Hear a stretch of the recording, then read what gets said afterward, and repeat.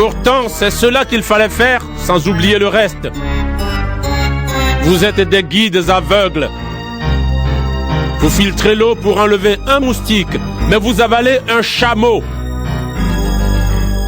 Quel malheur pour vous, maîtres de la loi et pharisiens, quand vous êtes des hommes faux.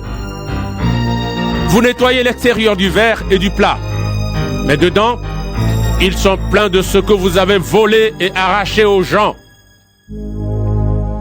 Pharisiens aveugles, nettoie d'abord l'intérieur du plat et alors l'extérieur aussi deviendra propre. Quel malheur pour vous, maîtres de la loi et pharisiens, quand vous êtes des hommes faux. Vous ressemblez à des tombes peintes en blanc. À l'extérieur, elles ont l'air belles. Mais à l'intérieur, elles sont remplies d'os des morts et de toutes sortes de choses pourries. De la même façon, à l'extérieur, devant les gens, vous avez l'air d'obéir à Dieu, mais à l'intérieur, vous êtes plein de mensonges et de mal. Quel malheur pour vous, maîtres de la loi et pharisiens, quand vous êtes des hommes faux. Vous construisez des tombes pour les prophètes. Vous décorez les tombes de ceux qui ont obéi à Dieu. Et vous dites, si nous avions vécu au temps de nos ancêtres, nous n'aurions pas été d'accord avec eux pour tuer les prophètes. Ainsi vous le montrez vous-même. Vous êtes les fils de ceux qui ont tué les prophètes. Eh bien, continuez. Allez encore plus loin que vos ancêtres. Serpents, espèce de vipères. Vous ne pourrez pas éviter la punition de Dieu. C'est pourquoi, écoutez. Je vais vous envoyer des prophètes, des sages, des gens pour vous enseigner. Vous tuerez les uns et vous les clouerez sur des croix. Vous frapperez les autres à coups de fouet dans vos maisons de prière et vous les poursuivrez de ville en ville. Ainsi, c'est vous que Dieu va punir pour le meurtre de tous ceux qui lui ont obéi. D'abord, il y a eu le meurtre d'Abel, le juste. Et à la fin, il y a eu le meurtre de Zacharie, le fils de Baraki. Vous l'avez tué entre l'autel et le lieu saint. Je vous le dis, c'est la vérité. Dieu va punir les gens d'aujourd'hui pour tout cela. Habitants de Jérusalem, vous faites mourir les prophètes et vous tuez ceux que Dieu vous envoie en leur jetant des pierres. Très souvent, j'ai voulu vous rassembler, comme une poule rassemble ses poussins sous ses ailes, mais vous n'avez pas voulu. Eh bien, Dieu va abandonner votre temple. En effet, je vous le dis, bientôt vous ne me verrez plus jusqu'au jour où vous direz que Dieu bénisse celui qui vient en son nom. Matthieu, chapitre 24. Jésus sort du temple et il s'en va. Alors, ses disciples s'approchent de lui pour lui montrer les bâtiments du temple. Jésus leur dit, « Vous voyez tout cela? Je vous le dis, c'est la vérité. Ici, il ne restera pas une seule pierre sur une autre. Tout sera détruit. » Jésus s'assoit sur le mont des Oliviers. Ses disciples s'approchent. Ils sont seuls avec lui et ils lui demandent, « Dis-nous, quand est-ce que cela va arriver? Comment allons-nous savoir que c'est le moment de ta venue et de la fin du monde? » Jésus leur répond, « Faites attention. Ne vous laissez pas tromper. En effet, beaucoup de gens vont venir en prenant mon nom. Ils diront, c'est moi le Messie. Et ils vont tromper beaucoup de monde. Vous allez entendre parler de guerres proches ou lointaines. Attention, n'ayez pas peur. Oui, tout cela doit arriver, mais ce ne sera pas encore la fin. Un peuple se battra contre un autre peuple. Et un roi se battra contre un autre roi. Dans plusieurs régions, il y aura la famine et la terre tremblera. Tous ces événements seront comme les premières douleurs de l'accouchement. Alors, on vous livrera pour vous faire souffrir et on vous tuera. Tous ceux qui ne connaissent pas Dieu vous détesteront à cause de moi, et beaucoup de gens abandonneront la foi. Ils se trahiront les uns les autres, et ils se détesteront. Beaucoup de faux prophètes viendront, et ils tromperont beaucoup de monde. Le mal deviendra de plus en plus fort. À cause de cela, beaucoup de gens auront moins d'amour. Mais celui qui résistera jusqu'à la fin, Dieu le sauvera. On annoncera au monde entier cette bonne nouvelle du royaume pour que tous ceux qui ne connaissent pas Dieu l'entendent. Alors, ce sera la fin. Vous verrez celui qu'on appelle le destructeur horrible. Il sera placé dans le lieu saint. Le prophète Daniel a parlé de lui. Celui qui lit cela doit bien comprendre. À ce moment-là, ceux qui seront en Judée devront fuir dans les montagnes. Celui qui sera sur la terrasse ne devra pas descendre pour aller chercher des affaires dans sa maison. Celui qui sera dans son champ ne devra pas retourner chez lui pour prendre son vêtement. Quel malheur ces jours-là pour les femmes enceintes et pour celles qui allaitent leur bébé. Priez Dieu pour ne pas être obligé de partir vous cacher pendant la mauvaise saison ou un jour de sabbat. En effet, à ce moment-là, les gens souffriront beaucoup. Personne n'a jamais souffert comme cela depuis le commencement du monde jusqu'à maintenant. Et personne ne souffrira plus jamais comme cela. Si Dieu n'avait pas décidé de diminuer le nombre de ces jours-là, personne ne pourrait sauver sa vie. Mais il a décidé de diminuer le nombre de ces jours-là à cause des gens qu'il a choisis. Alors, quand quelqu'un vous dira « Regardez, le Messie est ici » ou « Il est là », ne le croyez pas. En effet, des faux messies et des faux prophètes vont venir. Ils feront des choses très étonnantes et des miracles pour tromper si possible même ceux que Dieu a choisis. Voilà, je vous ai prévenu. Quand on vous dira « Regardez, le Messie est dans le désert », n'y allez pas.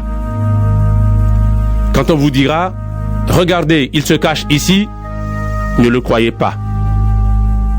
En effet, le Fils de l'homme viendra comme l'éclair qui brille d'un bout du ciel à l'autre.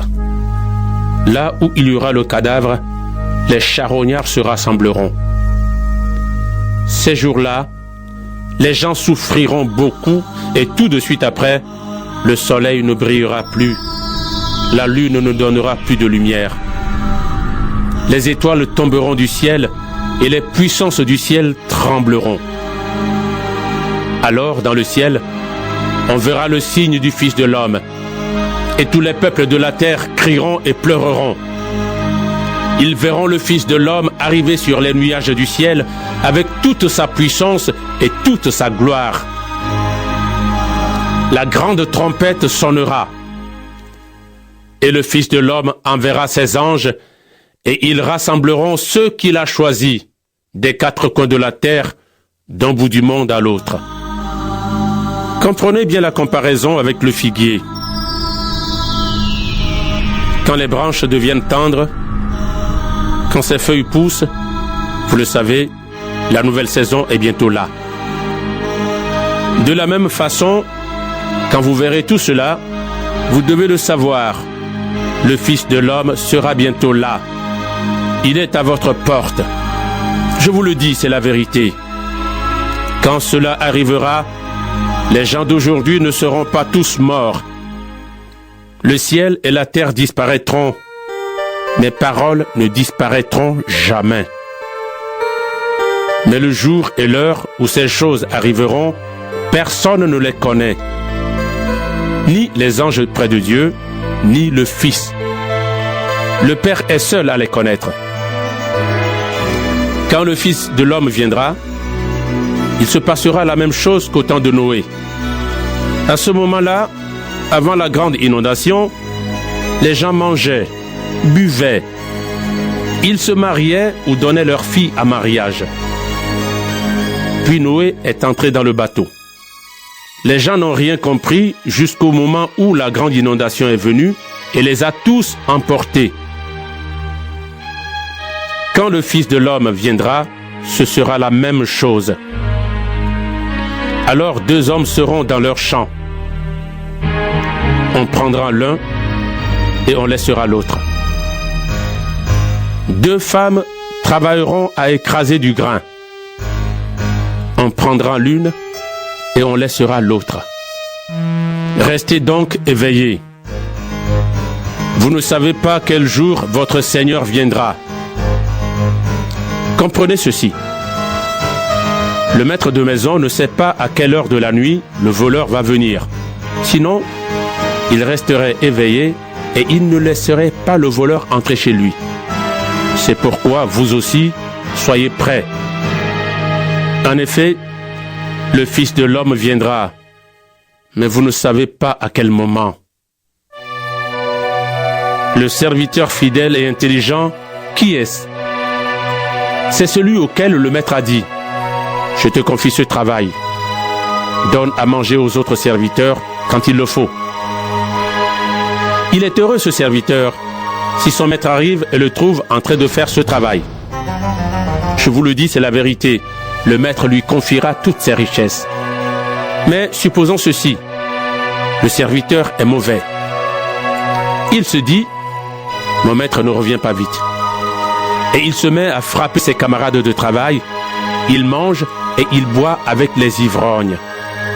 Alors, le maître va venir un jour où son serviteur ne l'attend pas et à une heure qu'il ne connaît pas. Il chassera ce serviteur.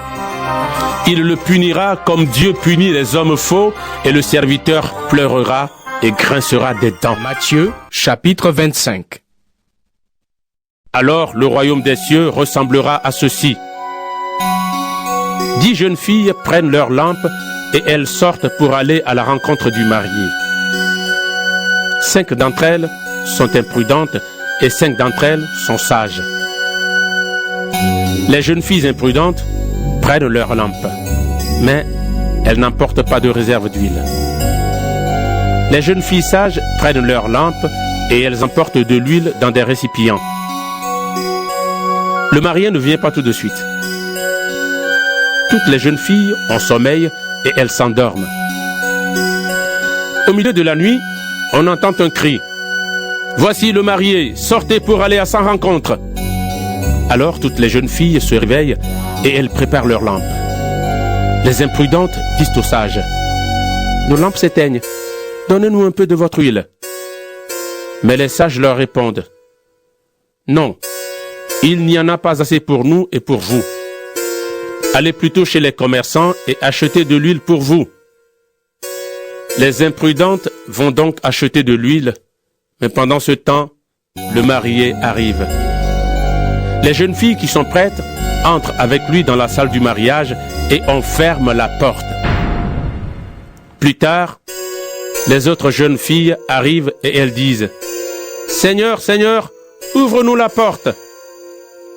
Mais le marié répond « Je vous le dis, c'est la vérité, je ne vous connais pas. » Et Jésus ajoute « Restez donc éveillés, parce que vous ne connaissez ni le jour ni l'heure. » Le royaume des cieux ressemble à ceci. Un homme part en voyage. Il appelle ses serviteurs et leur confie ses richesses. Il donne à chacun selon ce qu'il peut faire. Il donne à l'un 500 pièces d'or, à un autre 200, à un troisième 100, et il part. Le serviteur qui a reçu les 500 pièces d'or s'en va tout de suite faire du commerce avec cet argent et il gagne encore 500 pièces d'or.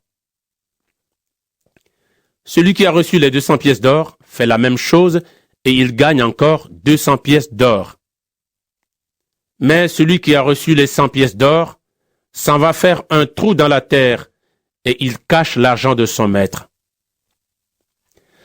Longtemps après, le maître de ses serviteurs revient. Il leur demande ce qu'ils ont fait avec son argent.